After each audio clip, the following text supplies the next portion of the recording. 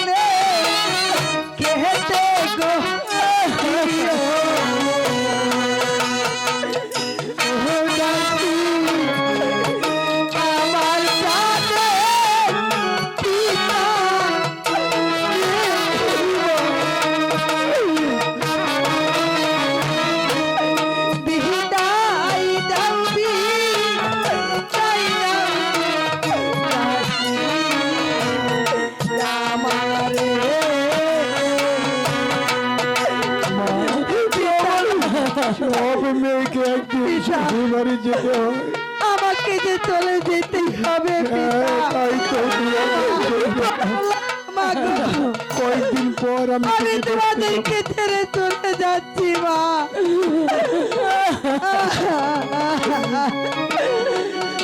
পিতা এই তো আমি চলে যাচ্ছি।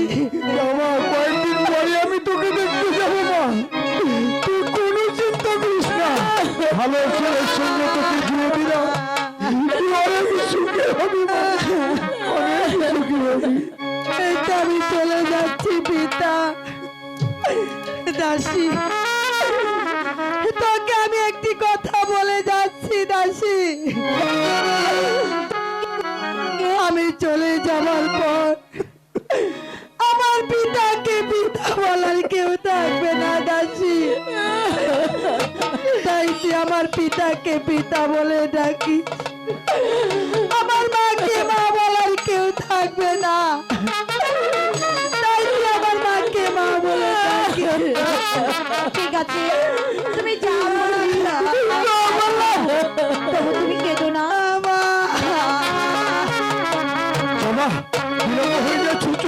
মায়ের চোখে জল পথে আমার পিছল হয়ে যায়। কমলা পিতার চোখে জলে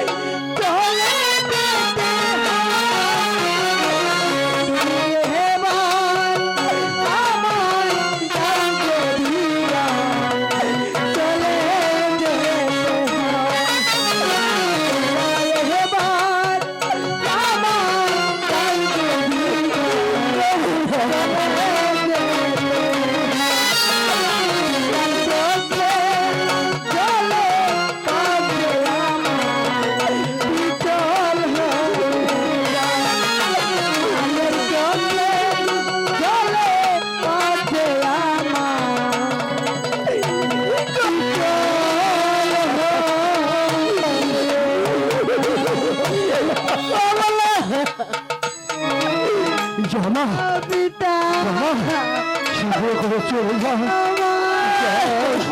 বিদায় মুহূর্তে নিভা দেখে দে, আর আমাদেরকে দুঃখ দিস না মা। এবার তোর স্বামীর সঙ্গে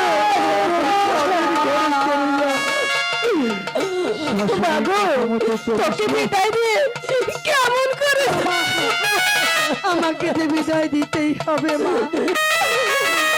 আমাকে তার ঘরে রাখতে পারবে না মা, আমাকে শ্বশুর বাড়ি যেতেই হবে, তাই চলে যাচ্ছি পিতা।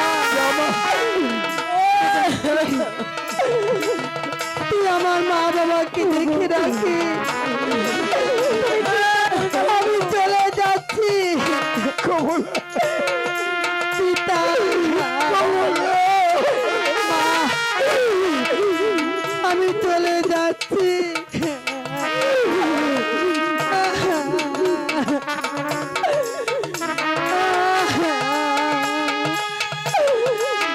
বিদায় পিতা, বিদায় মা।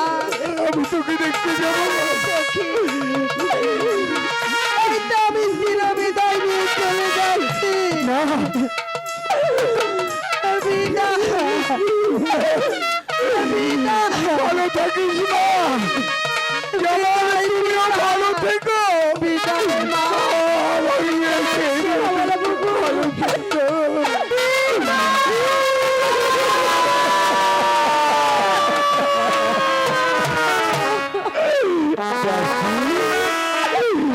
আজ আমার বাড়িটা একদম খালি হয়ে গেল। বেগম,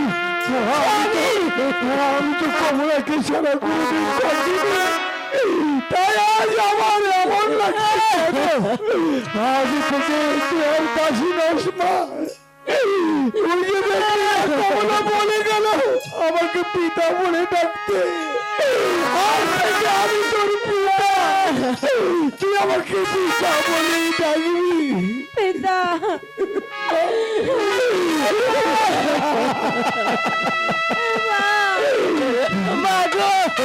কাঁদিস না, তা চল আমরা ওই খোদা তাআলার কাছে দুহাত তুলে মোনাজাত করে বলি, আল্লাহ তাআলা যেন আমাদের মা কমলাকে সুখে রাখে, ওরা যেন শান্তিতে বসবাস। তাই চলুন, তাই চলুন। মা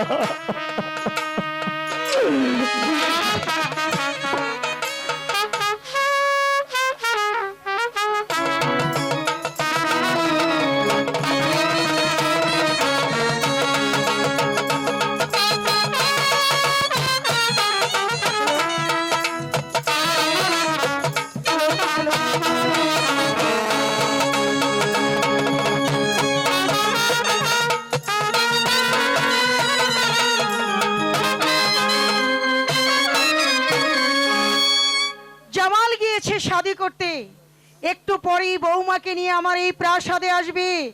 দুদিন পরে নাতি নাতনি দিয়ে আমার প্রাসাদ ভরে যাবে। আহ, ভাবতেই যে কি আনন্দ হচ্ছে, মনে আর আনন্দ ধরছে না।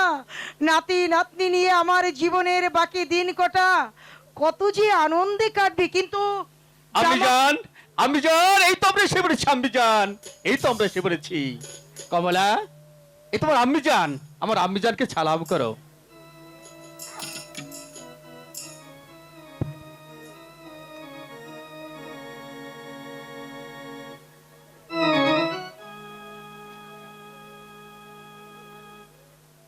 বাহ, অপূর্ব, চাঁদের মতো মুখ, মেঘের মতো চুল, ঠিক যেন স্বর্গের অপ্সরী। দেখে যেন আর চোখ ফেরানো যায় না, চোখ দুটো যেন সমুদ্রের তরঙ্গে ভরা, চুলগুলো যেন আকাশের মেঘ দেখলেও লজ্জা পাবে, ঠোঁট দুটো যেন এক কোষ কমলা লেবু, আহা মুখখানা যেন পূর্ণ মাসের চাঁদ। আমি যা চেয়েছিলাম খোদা তাআলা আমার ঘরে তাই এনে দিয়েছে। আম্মি জান, আহ, তাহলে তোমার জামালের পছন্দ আছে। বৌমা আমি জান তাহলে তোমার ছেলের পছন্দ আছে? আছেই তো, আমার ছেলে বলে কথা। আমার ছেলে যা পছন্দ করবে তা এই পৃথিবীর শ্রেষ্ঠ হতে হবে, কারণ আমার ছেলে। লক্ষ্মী মা আমার।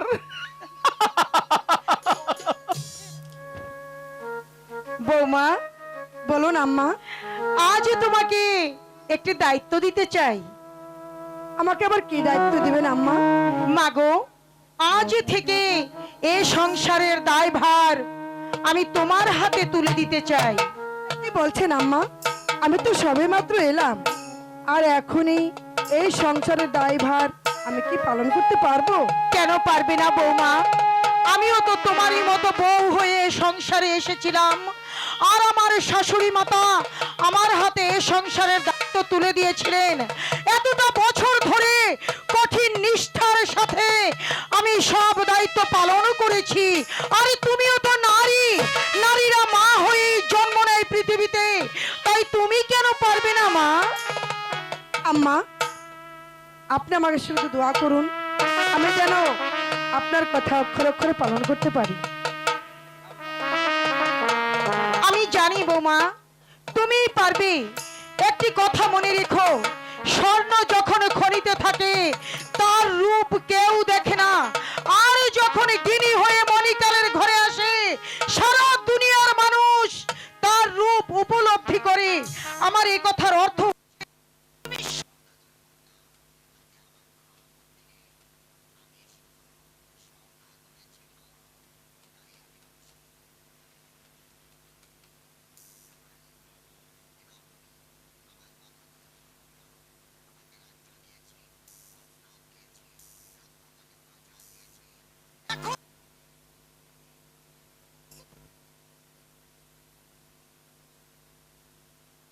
বলো। আমি আমি বলছিলাম কি কি বলছিলে? চাবকের কি প্রয়োজন আম্মি জান? চাবক প্রয়োজন আছে, মনে রেখো। শুধু প্রেম ভালোবাসা দিয়ে রাজ্য পরিচালনা করা যায় না। মানুষকে শক্ত হতে হয়, কঠিন হতে হয়। যে যেমন তার সঙ্গে ঠিক তেমনি করে ব্যবহার করতে হয়। আম্মি জান! আমি আমার প্রেম, আমি আমার ভালোবাসা, আমি সবকিছু জারি করে দিই।